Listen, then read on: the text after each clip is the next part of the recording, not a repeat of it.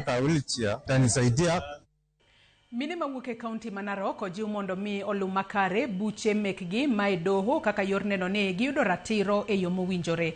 Ma nowachi e kinde romo ma okelo kanyakla apisas mag piny owacho ten kaunti mar Narok kod riwruoge mag piny owacho mar twak kendo lalruok e wi lwenje mag kit chwech e kaunti no.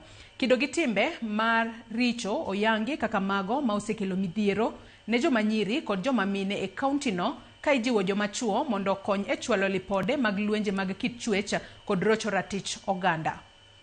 The governor tells us that every gender has an opportunity in Narok to be safe, because at the end of the day, we are doing this for the interest of our communities.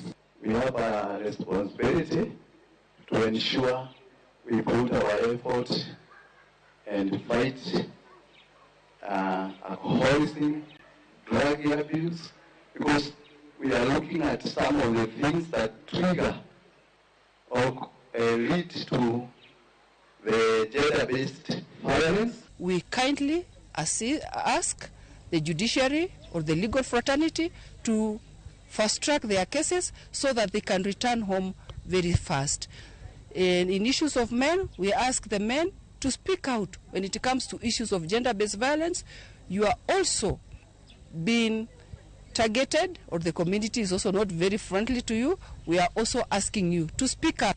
The establishment of the Safe House Committee is composed by local authorities, community leaders, experts in relevant fields, and other relevant stakeholders.